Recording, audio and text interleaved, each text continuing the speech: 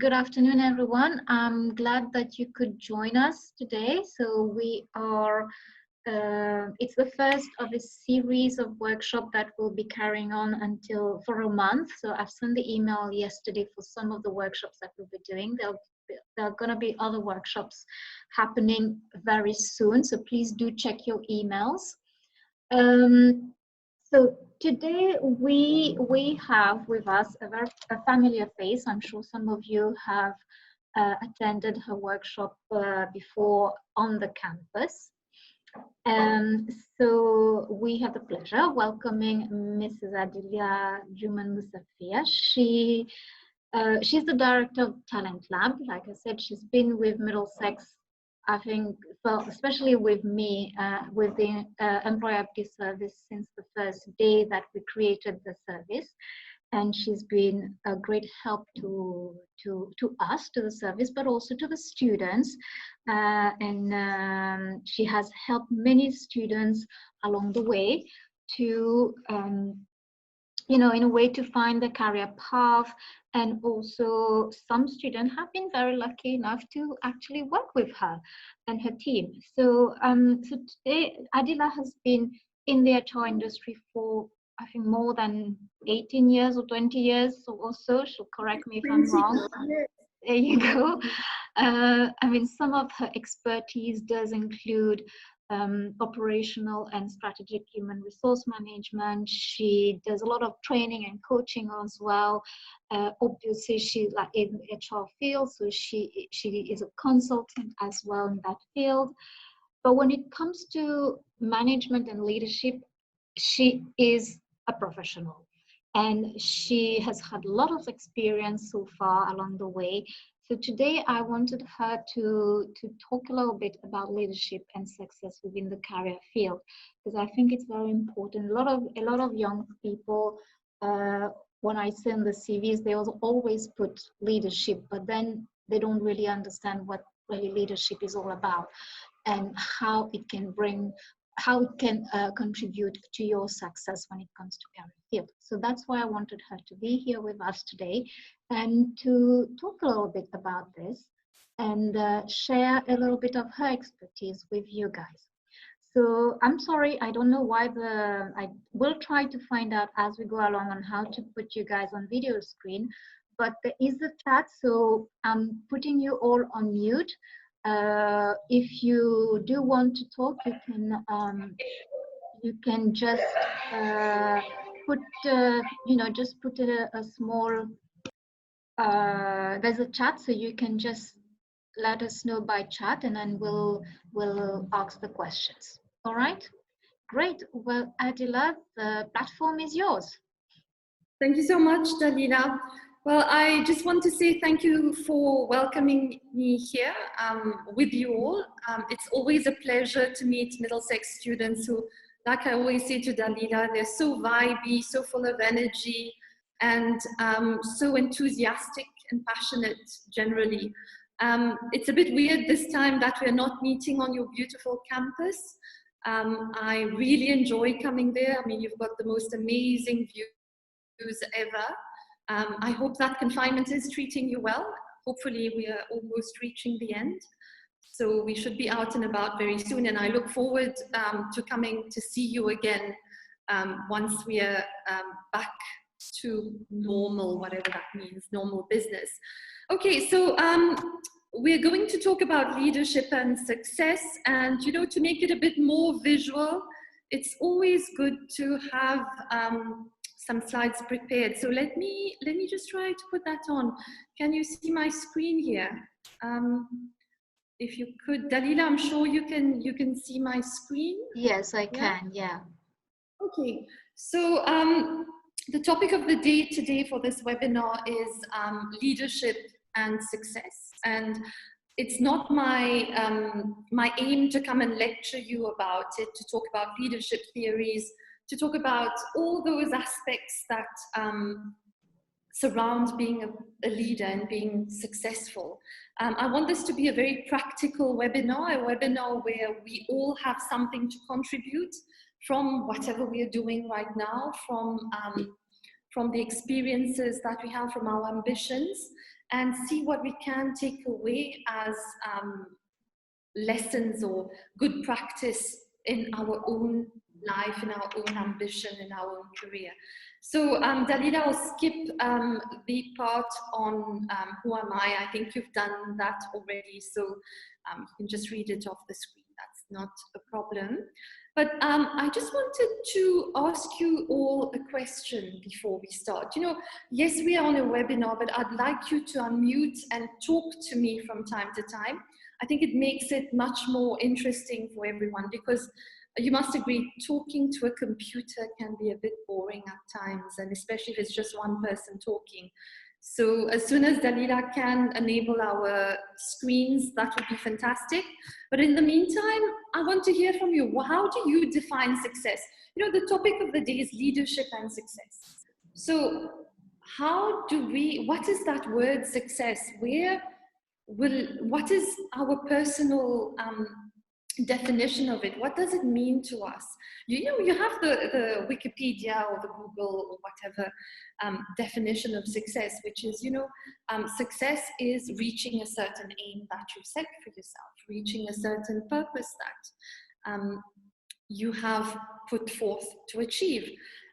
But can one or two of you tell me what you feel would be success for you?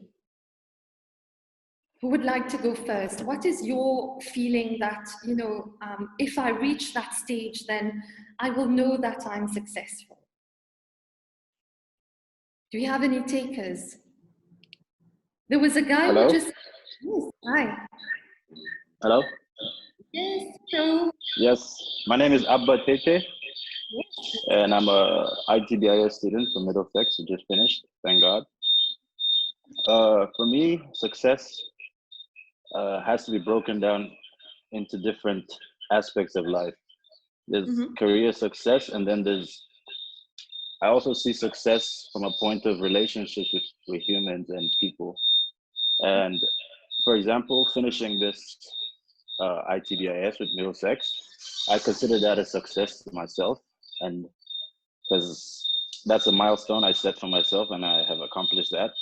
So that can be success. And I don't think there's a final point for success, because I feel like we can keep growing and improving on ourselves. And every milestone, we regard that as success. Right, so it's a series of aims and objectives and purpose, a sense of purpose that we want to achieve through time. And as Yeah. there's a bit of a noise there. Yes, thank you, Abba. So yes, definitely, you know, success is something that is so personal. We cannot say that, you know, having an outstanding career and being in the limelight all the time is what defines success. Each and every one of us have our own interpretation of what it is. For some people, it could be just being happy in life, just being content that we have everything that we need to live a proper life. We have enough food on our table, we have appropriate clothes to wear, we have a roof on our shelter. Well, that's fair enough. I mean, that is indeed one of the fundamentals in life. For others, well, they need to be involved in a particular activity. They need to possess a car, have a house of a certain category. So success is something that is very personal. So when we're talking of leadership and success, it can only mean that the leadership aspect as well will actually differ from person to person. Right, so the screen is, I put animation, I didn't even know. So, okay. So, according to you, does it mean that if we are successful in life, it means that we are a leader already? It means that we've managed to do what we wanted to, so therefore we are a leader? Or does leadership lead to success? Which comes first?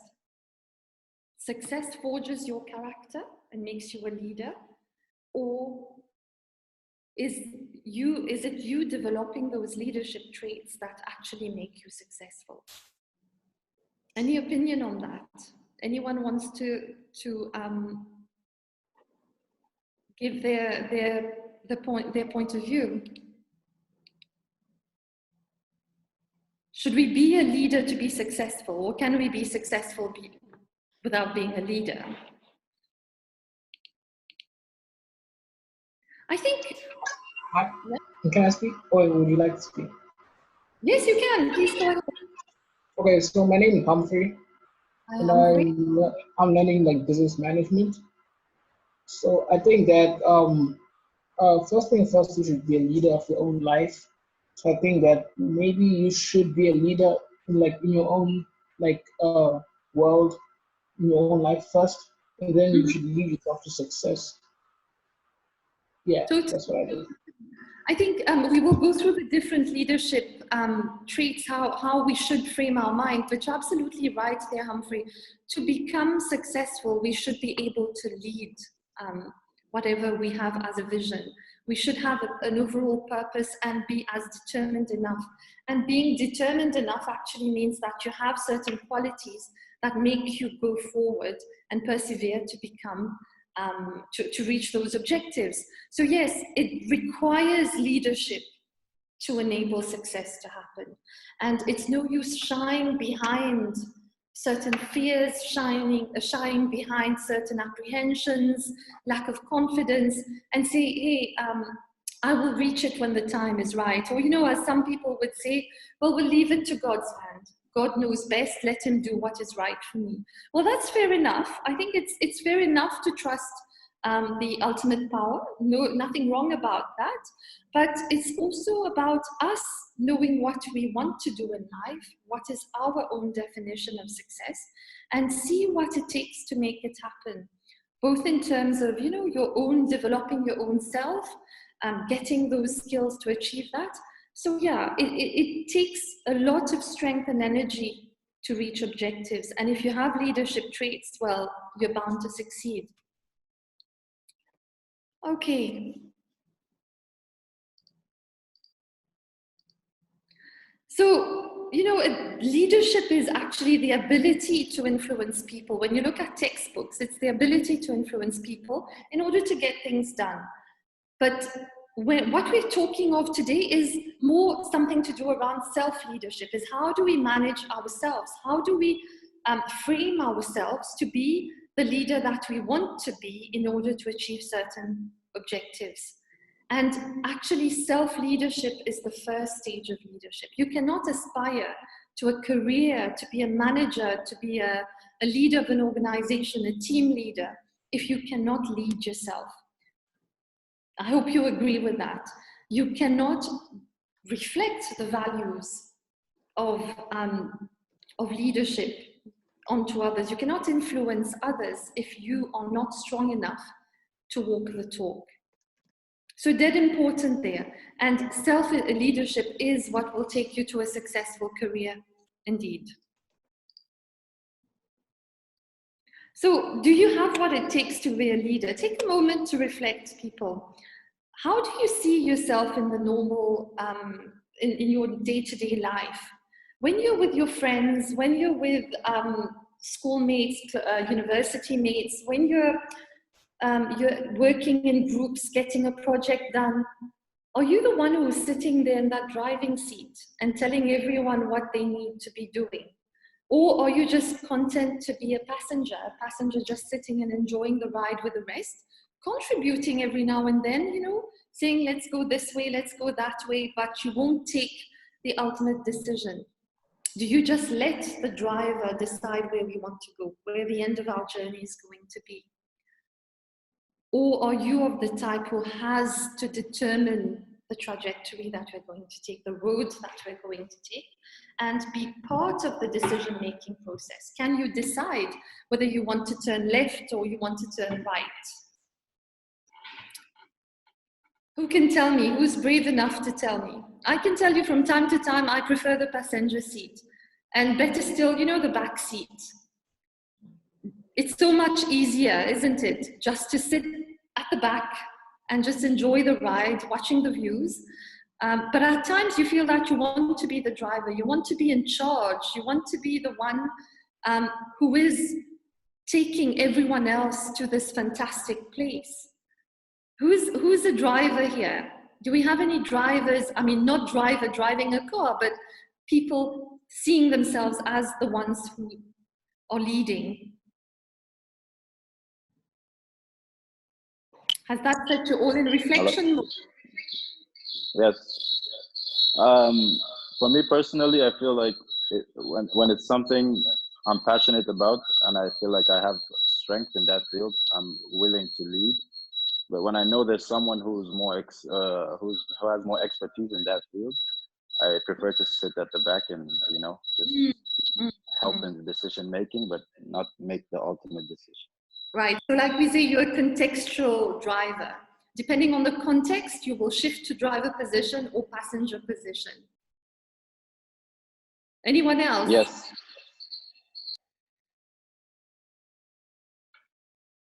Any typical passengers here who would never drive? You know, we need passengers. We definitely need passengers, but we also need drivers. So it's okay if at times, we just have followers and we have leaders, because a leader must be able to follow others. Imagine, you had a world of leaders everywhere in the office or in the classroom, that everyone has their own mind. Everyone has that strong personality, wanting to forge ahead, wanting to actually get things their own way. So as long as even being a passenger, where you need to step up and ensure that you actually say, well, this is the direction I want the car to take. That's fine. Okay, so I put up here, oops, here we go. I put up here, let me just see if, do you see a little square that bars your view? Let me just minimize it here. I think that should be better. Let's come down, never mind. So to become a powerful self-leader, what does it take to become a powerful self-leader and an ultimately successful person? What does it take? Well, Amy Franco, the author of the book Leadership Lessons, says that some people are born with the ability to self-lead. They are natural self-leaders. And for the rest of us, self-leadership is a trait that to cultivate. And I want to just take a moment to give you an imagery of something here. Most of you must have seen newborn babies coming in a family, or a friend having a baby. It is said that when a baby is born, the baby is born as a leader. Why? Simply because when that baby starts crying, the whole world revolves around it, goes crazy trying to please that baby. The whole family is scurrying around. One is fetching the bottle, the other one seeing whether we need to change the nappy. So by default, we are all born leaders. And it is as we grow and we start understanding how the world ticks, we start understanding the pressures that are exerted upon us, behave this way, do it this way, don't eat like that, eat with your right hand, you shouldn't talk like this. This ultimately sort of dulls down that leadership trait that we are born with. That leadership trait that enabled us to have our mum and dad, our brothers and sisters all running around us trying to please us whenever we were upset. So it is very important that as we emerge as young adults, young professionals, we realize where we lack in terms of those traits that will enable us to reach for success. And when we talk of self-leadership, the very first thing is that you have to know what is your life's purpose. Why are you here? Why do you want to be here? Some of you have come from abroad or studying in Mauritius. You've left your home country. You could have studied back home. There's universities, I'm sure, where you come from. But what made you choose to come to Mauritius? What are those extra skills or extra exposure, or call it what you want?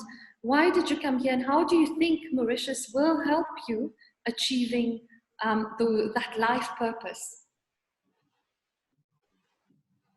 What is it actually? Why do you want to study whatever subject you are studying? We have different cohorts here, we have different groups of students here, but have you thought about it? I'm studying management because maybe ultimately I want to become a top executive leading a company in the finance sector? Or is it that you're studying management or business administration more to do to set up some sort of NGO for yourself, and you need to learn the ropes of how to manage it? So understand your life's purpose. That is number one, and align your career with that. Ultimately, when we talk of a life's purpose, what do we have in mind? What comes to your mind?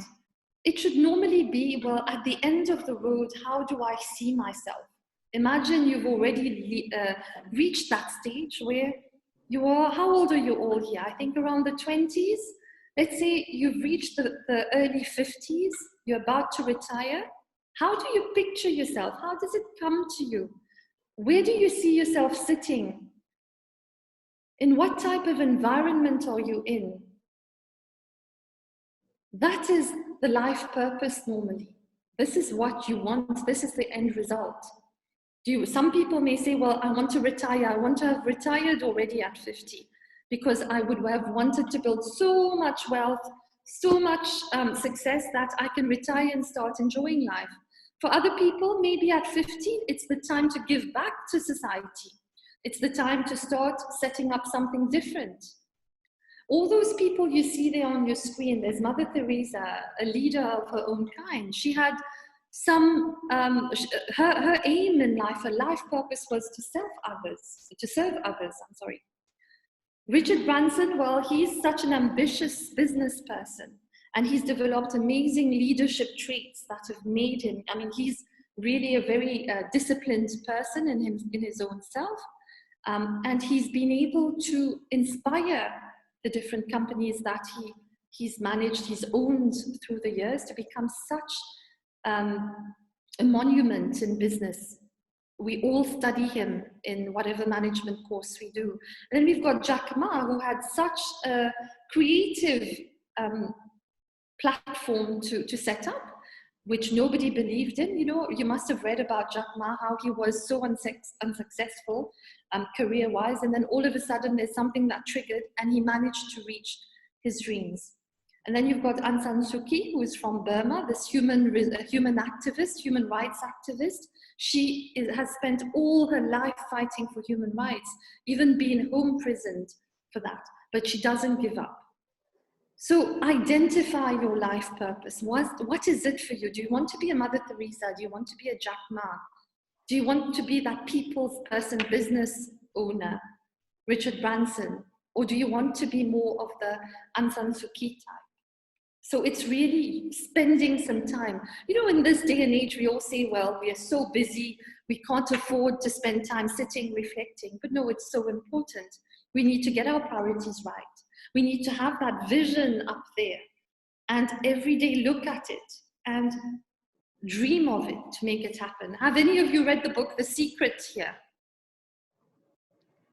Well, if you haven't, you need to read that book because it tells you exactly all about developing that sense of the life's purpose and the secret to achieving your goals in life. And be inspired, people. You have to be inspired. You have to draw inspiration from somewhere, from people around you, from examples you've seen around you, but being inspired to do something is the first step. You cannot sit complacently, right? And say, well, I want to be this, I want to be that. And then, well, it stops there, end of story. No, you have to really feel what you want to do and do it. Patience, persistence, important traits of self-leaders and leaders. You know, everything is bound to not go as planned at some point in your life. You will most probably face failures as you progress, be it in your studies, be it in the world of work. It's bound to happen. It's happened to all of us. But what do you do in face of failure? When you're so frustrated that you can't, you had planned something in a certain way and it's not happening. How do you manage that? Well, leaders are people who are emotionally intelligent. You know the term emotionally intelligent. Say yes, I hope you do. Who doesn't know the term? I think I've done that in one of the workshops with Middlesex, haven't I? Yes, you Dalila have. definitely remembers, yeah? Yeah, you have. So who's been in my workshops before? Let's just check. I see Divya Kawal as a familiar name. I'm not sure, but I think you may have been in my class. Well, anyway, so yeah, people who are emotionally intelligent are people who rise above emotions. They're people who actually will not hold their head in face of adversity. You know, hold your head and start crying and saying, oh, why is this guy so against me? What have I done for this to happen to me? No, leaders are not that way. They rise above it. They take a moment, surely they will take a moment. They will take a moment to cry their heart out, and then they will just, you know, rise again and just get it done. Go back, take the time to build that energy again and fight for that vision that we have. We have to be open-minded. We cannot be sort of stuck with certain perspectives, stuck with old school type of stuff. We need to be open-minded and realistic around whatever those goals are and how we are supposed to get there. There's just not just one way to achieve those. We need to be confident. Self-confidence is key. If you don't believe in yourself, who will believe in you? Who will believe that when you're talking, your voice is so frail that we can see that you don't know what you're saying?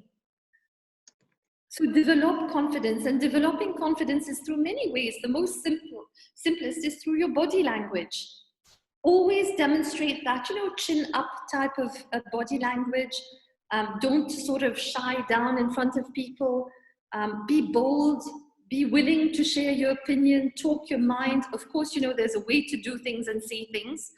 Non plus, we shouldn't be, you know, bullish about whatever we have as our own sort of stuck up ideas. There's a way to put them forward. And then be curious, have an inquisitive mind. You all know Einstein, right? The one who developed the theory of relativity. Well, he says that the important thing is not to stop questioning. Curiosity has its own reason for existing. That's Einstein. So you need to really be curious about everything. Question whatever people are throwing at you. Whatever people are saying, I'm telling you something just now. Question me, but why do you see this, ma'am? Why is it of this type and not the other one? That's the only way we will learn. If we sit in our corner just reflecting and guessing and presuming, it doesn't make it an effective journey. Focus is so important. That's another point. Having focus, not getting distracted by what's going on around us. Focusing on the essentials, and the essentials are our long-term goals. Be honest. You know, as a leader, there's nothing worse than being dishonest and not following through with your promises. It is key that we appear to be credible in whatever we say. And one of the ways to actually, or the only way to achieve that is, as a leader, for you to be credible, you need to know your stuff. And you need to be able to share that feeling of you're being authentic and you mean what you say at every point in time. Otherwise, what happens? If you don't know your stuff, but you're giving orders to other people, you're telling them how to do a job and what not to do and criticizing their job, when you don't even know how to do it, well, what's the respect for? If you're promising things to your team members, if you're telling them, oh, just be patient, you'll get your salary increase, it's going to come next month, and then next month is the following, etc. Well, it doesn't happen. And then you lose that sort of that authenticity, and you become somebody who doesn't have what it takes to be a leader for influence. People will stop believing you, people will not trust you, and trying to influence people, well, good luck with that.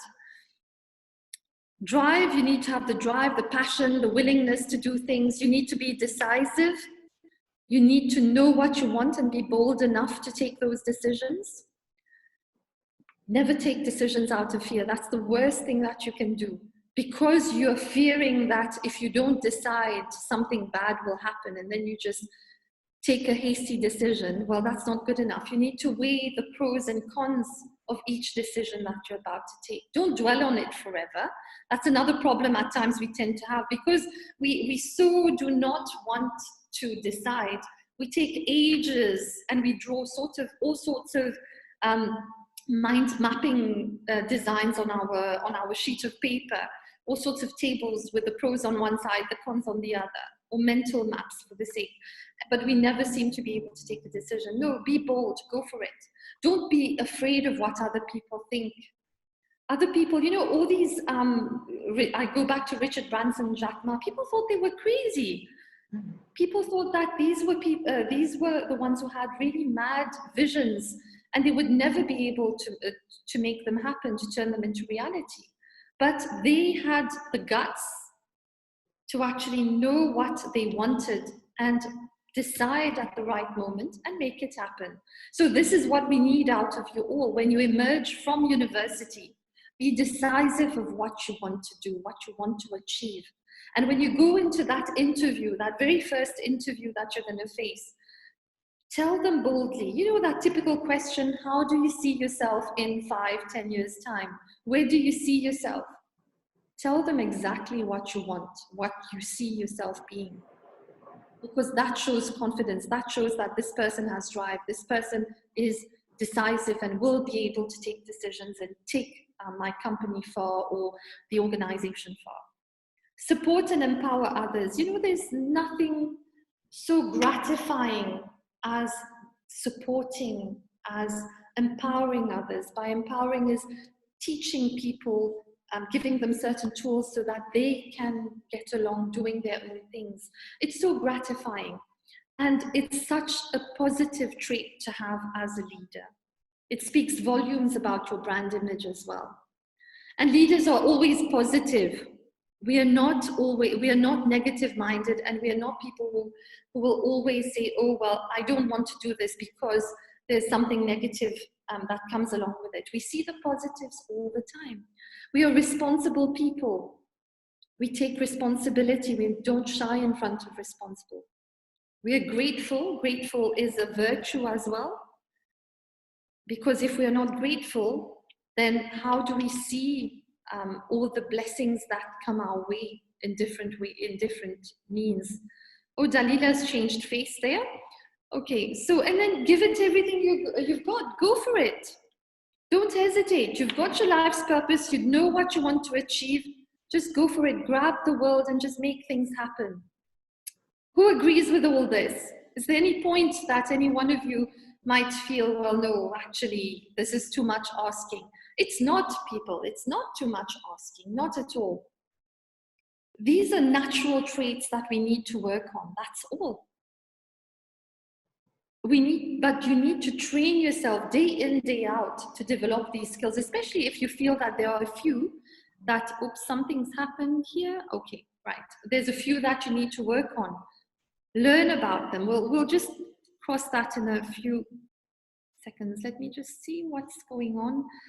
Okay, we move this here, right? So from what I've just been telling you previously, there's just 4 pillars to developing a strong self-leadership trait. Number 1, you need to know who you are. Who am I? What is my purpose?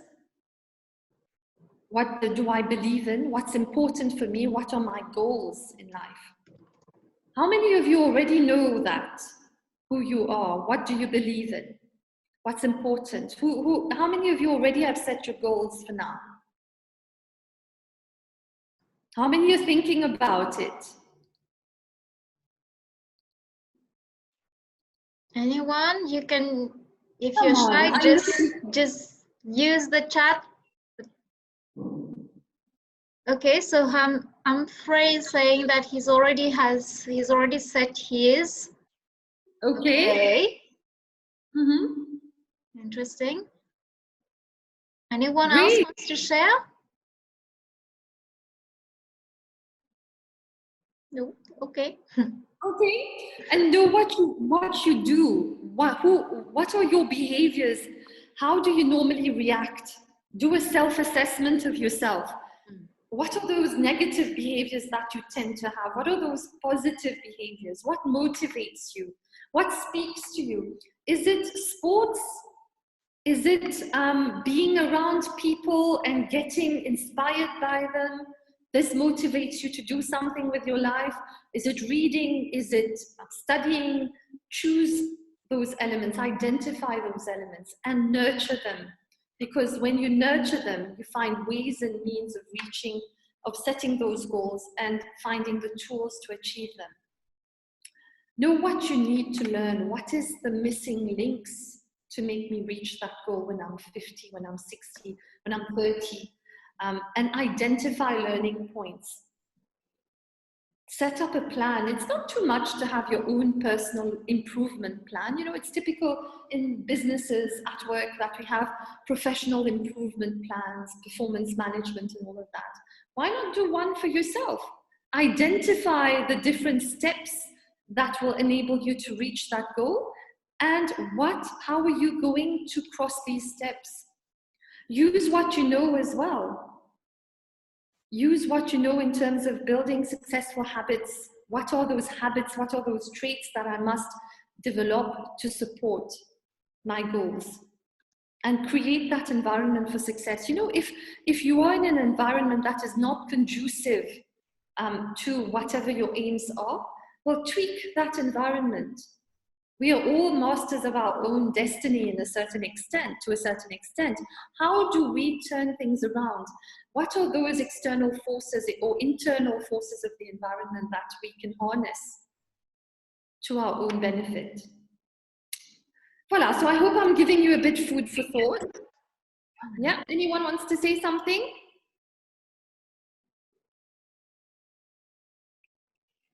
Okay, you're all very quiet, but later on you'll be talking and I'll be listening. Okay, so this we covered a bit. You need to have that clarity of purpose, aim for success and take the reasonable risks. Spend time to reflect on your life. Don't tolerate just anything, and lead in order to serve. So don't forget that aspect, leading for others, to be serving others. And then we've got this quote that I like here from Lao Tzu. Lao Tzu is a Chinese philosopher, founder of Taoism. You can read about that.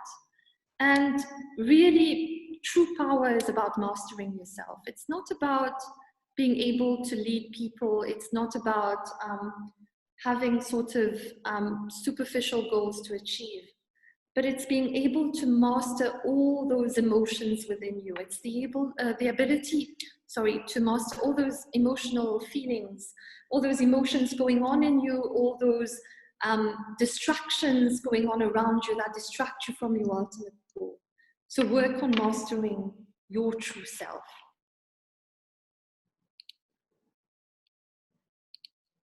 So just to give me a little time just to, I can't say sip something because I'm fasting, but just to breathe a little bit, let's just watch this video, which is actually very interesting. It's a TEDx talk by an author, and he talks about self-leadership, and I like his perspective. Let's just watch this.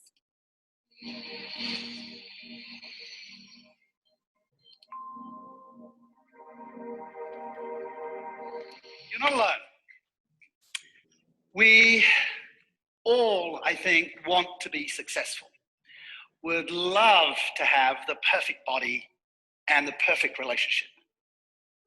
But after 16 years of researching self-leadership, I can tell you that it's not easy. But it is worth it, and there is a framework to achieve it. We don't get a lot of early choice or autonomy about who we are. Do you remember your birth? Well, let me remind you what happened. Within a few seconds of coming into this world, you got smacked on the bum and made to cry. That really should have been an omen, shouldn't it? But then, within a few moments, you are given a name, a gender, a nationality, an ethnicity, and possibly a religion and a football team to follow. You have been framed.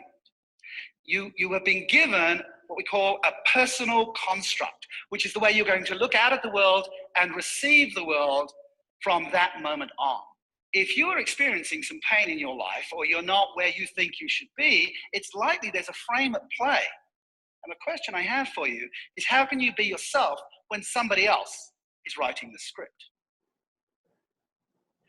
Self-leadership is the practice of intentionally influencing your thinking, your feeling, your actions. Simply put, influencing yourself to achieve your objectives. But when I first started talking about self-leadership, people would say to me, self-leadership, that sounds selfish. I don't think so, and here's why. Imagine you're on a commercial airliner, you're at 40,000 feet, you're watching the in-flight movie, and then bang, the oxygen masks do fall from the ceiling. You place them over your nose and mouth before assisting others? Why is it that the pre-flight briefing goes on and on about that? Because you can't help others unless you first help yourself. You need psychological space so that you can be yourself. And if somebody tries to put a frame upon you, or one pops up in your mind, you need to say stop, like a traffic policeman standing in front of a truck. And then you can escape the frames that bind you. You can begin to be yourself.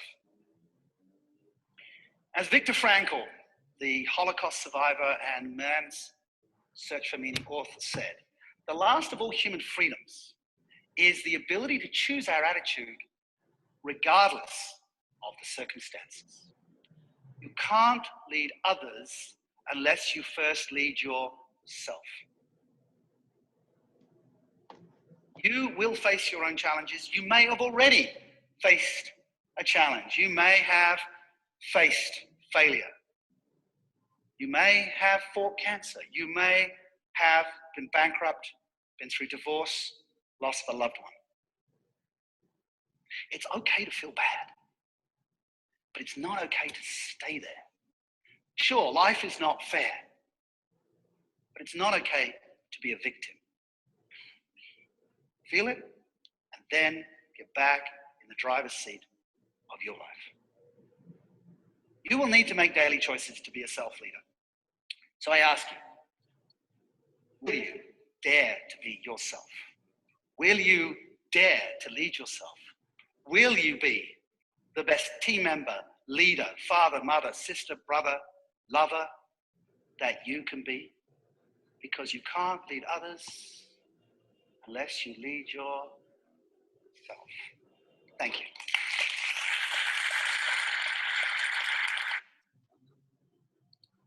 Voila, so I wanted to share that with you. Any comments, any thoughts on this? Anyone wants to tell us how you've actually viewed this video? Does it emphasize what we've been talking about?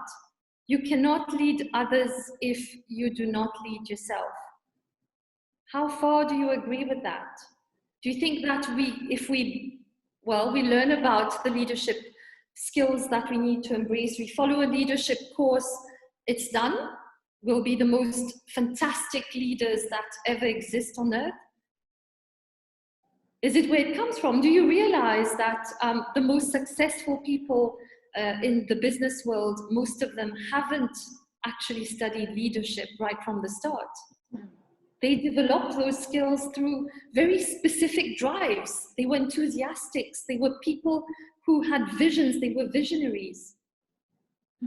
And that's what got them there. Jack Ma is a typical example of that. So it doesn't come from books. It doesn't come from learning at university. University will give you the grounding. It will give you the basics, the fundamentals of what it takes to know, to develop a certain level of maturity, to reach a certain level of technical skills. But if you do not develop the soft side at the same time, but the chances of you succeeding are not that much. So be sure to harness all of that and develop the right mindset. Oops, there's a spelling mistake there, forgive me. So develop that right mindset as we were talking earlier. won't go through this again. I'll be sharing the slides anyway. So now, okay, a bit of activity to get you all going. I told Dalila I forgot to mention to her that you need to bring pen and paper, or at least some pencils with you, but you're at home, I would hope. So you must have pen, pencil, or whatever, something to write on, or even some of you write on your screen, just scribble something. You know, there's something that we call a leadership coat of arms. You all know what coat of arms are. I put the Liverpool Football Club coat of arms there because I'm a Liverpool fan. Most of you who are Liverpool fans, I hope you appreciate this. The Manchester ones will just forget about you for now. But basically, what a coat of arms depicts actually is the beliefs, the values of a certain organization, a certain well, sports club, a certain association. We all have a coat of arms. So if you look at the Liverpool one, for example, you've got the liverbird there in the center, and the liverbird there is a bird that I think one of the kings developed, thought of as the symbol for Liverpool. It is a mythical bird that would apparently come from the oceans, and it holds a little sort of a twig in its mouth. And he said, well, this was symbolism of power for him, and he put it there as one of the symbols for Liverpool. Then there are the two pillars of the two pillars of flame on there, which represent something else. And then you've got that on the top. There's that little sort of curvy thing. Well, don't ask me what it is. I didn't check actually. I'll be very honest. But the word "you'll never walk alone" talks of, you know, that sense of togetherness. So this is the Liverpool coat of arms, but like that, you know, if you can look for coat of arms, you can see coat of arms in everything, everywhere that you go, in every organization. You wouldn't have a coat of arms, but you would have a set of values and all. So let's make this fun. I want you to spend 5 minutes drawing what your coat of arms would represent for you. How would you draw that? I've put examples there. I mean, there's somebody who wants to be a rainbow in someone else's cloud. I find that so beautiful. This is what they want to be. This is what they represent. And then there's music there, there's studies there. So this is what will lead them to that place, that final journey, that final destination. There's a funky one there with, I think that talks of a princess, something to do with fashion or something else, I don't know. But it represents something for that person. So if you were to draw your own coat of arms, what your beliefs would be in order to enable you to achieve that long-term vision of yours, what would it be? Can you scribble that down quickly? And then later on, it would be nice that you actually neaten it up with colors. You add some flavor to it to give it a sense of. Okay, Hiral is asking if we can talk about what we drew instead. Yes, that's an excellent idea. Hira, do you want to share what you've put on it? That's an excellent idea you've got there.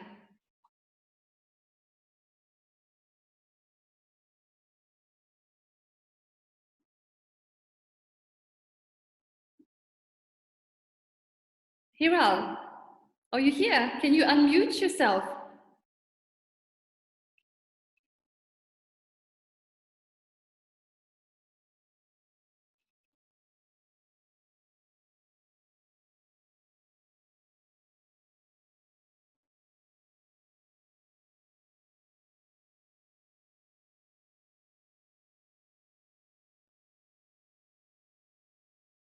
Okay, you can't unmute yourself. Let me just see if I can. Okay. Can you hear me? Yes, I can. Okay, great. So I drew 4 things. Yeah. So what I feel I value is one is knowledge, gaining as much knowledge as I can throughout my lifetime. That's one of the things. My achievements and whatever I've learned and will be learning over time. The other thing that I put is to spread happiness. as much as I can. Another thing that I put up was to have my own company at one point, like some sort of position, earn good for myself and do something good for my country. And the last thing that I put up is to be with my family. That is one of the things that I value. Oh, that's beautiful. That's beautiful. So are these things that you've just noted down now, or it's what you really have at heart? This is what I have at heart, and when you said what I value, I just put them down in drawing. So I thought I would speak and share instead of, if we cannot video call it. That's great. Thank you for that fantastic idea. Anyone else? I mean, you all should, not anyone else. How do we do this? We take it by order of who appears on my screen first. I have Abba. Of course, there's Dalila, but I'm not sure Dalila will want to share hers with us. I'd like to have the student talk, Rava. Okay, Abba.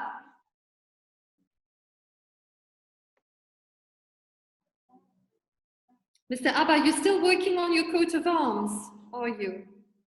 Divya, how about you, Divya? Hello? Yes, Mr. Abba. Go on. Can you hear me? Yes, we can. Yes. What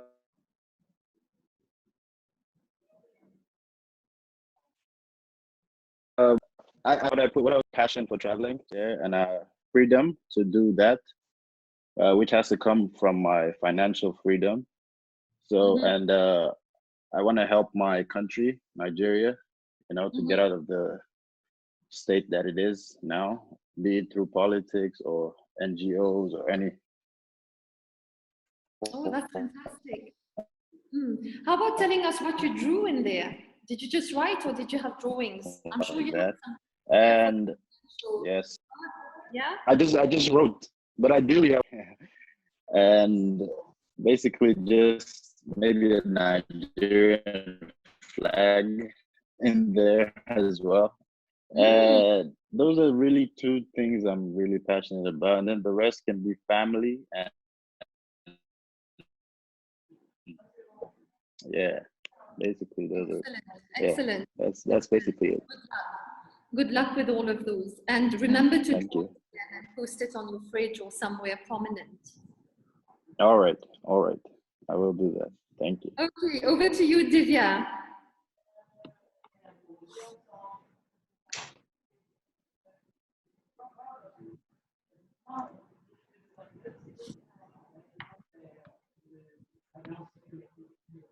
Divya, can you try? I can't unmute because of noises. Okay, she's got noises. Yes, you can type, Divya, but while you type, we'll take somebody else, perhaps.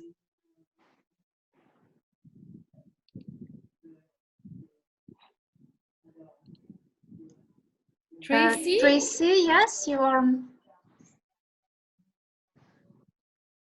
Is Tracy here?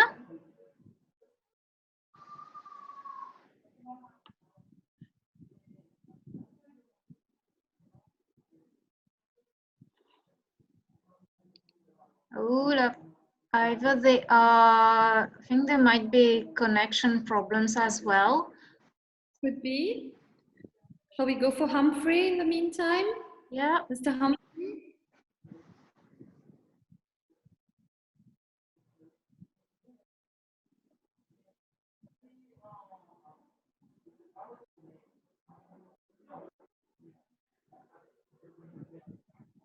Justice? Are you here, sir? Oops.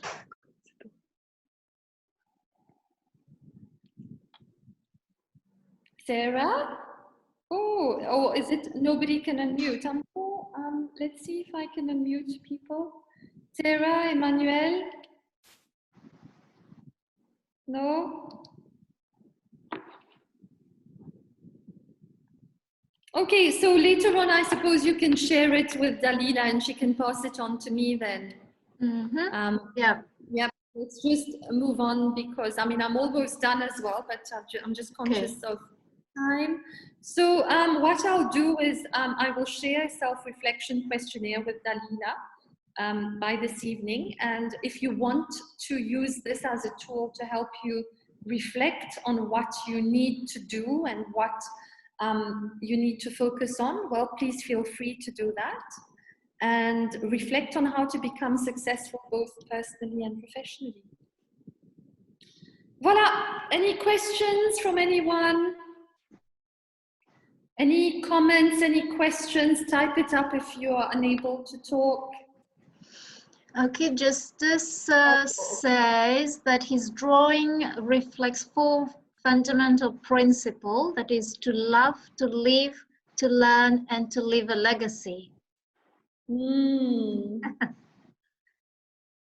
That's very philosophical. That is very philosophical, yes. You need to identify, Mr. Justice, what leaving a legacy to you actually means. What is that legacy? Pin that down. What do you want to be remembered for? What do you want people to know that, well, this is something that Mr. Justice actually did and marked history? Why not? But well done. I think that's a very good start. And again, draw it. Mother, please close this door.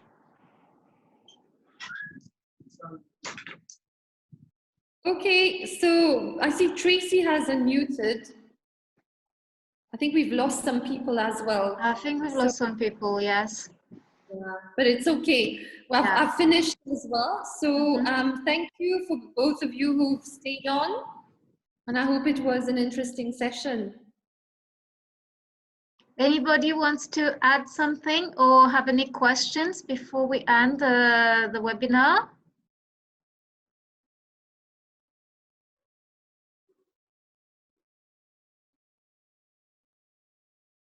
Okay, we've got one question from Hiral.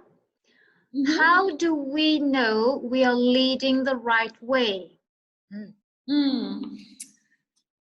I suppose you're talking of leading others here, Hiral. You're not talking about... Okay, so if you are not talking about leading yourself here, it's about leading others. So how do we know that we are leading the right way? What I can tell you through experience, my own experience, is that when you see the positive results, when you see other people around you, the ones that you're leading, when you see them being so emancipated and developing, growing and blooming into such effective people at work and developing their personality at the same time, you know that you're leading in the right way. If you have been able to influence others to reach certain, to act in a certain way, to do something for the company, you know that you are being a successful leader. These are the signals that will come your way when you see that people are reacting positively. You have I wouldn't use the word fan club, but you have people who like to be led by you and not people who shy away from you. As soon as you walk into the office, everyone just scurries into their own direction. No. They all welcome you, they all embrace you, say, hi, how are you, talk to you, chat to you, and want to be with you. These are signs that you are doing the right things. But you know, leadership, it's not a science. It's not something that is like, you know, mathematics, accounting, or whatever sort of technical study. Leadership, because you're leading people, and people are all come with their sets of personalities, their sets of experience, past experience, their own way of being, that you cannot say that one leadership style will work and the other one will not. You will have to adjust your leadership style, the way that you embrace other people, depending on their personality and what motivates them, what triggers them. Make sense? Hiral, have I answered your question? Divya, do you have a question there? I see a question. I don't know. No? Okay. Okay, thank you, Ira. So we've got another question there. What if you're an introvert? Okay, so yes, it can be a bit more difficult for introverts, for sure, because introverts are how? They're people who are very closed upon themselves. They're people who do not like to be in the limelight. They are the quiet ones who would sit from afar and observe what's happening. If you know you're an introvert, identify the reasons. What makes you an introvert? Why do you shy away? Depending on the career path, depending on that ultimate goal that you have in life, you need to build certain skills that will help you get out of that little shell, that little sort of cocoon that you've built around you. Like I said earlier, you can be, you're born a leader, and then with the different circumstances in life, well, that kind of dwindles down, that leadership trait. You have to find ways to bring it back. If you're deciding to take on a career that doesn't require you to be active on the ground with people, talking around, fair enough. I mean, if you're, for example, a lab scientist or a statistician, always number crunching, fair enough, you can afford to stay that introvert professionally, but I'm sure that you have other goals personally that you would want to move out of that shell. Start working on it. And the very first thing is, you know, take the screen here.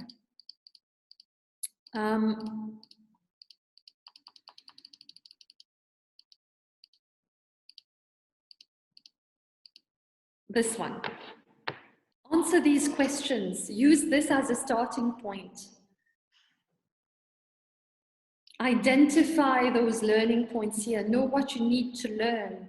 Set up a learning plan. Everything can change through the willingness to develop your skills in that area. So don't worry, you will not, if you're born an introvert, you will not leave this world as an introvert. There are ways and means to work on those. Other questions?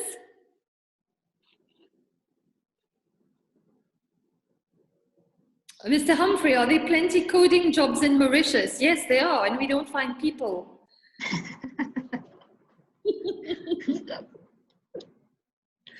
There's not enough people with the right skills, man. Can you find us some? Oh, okay.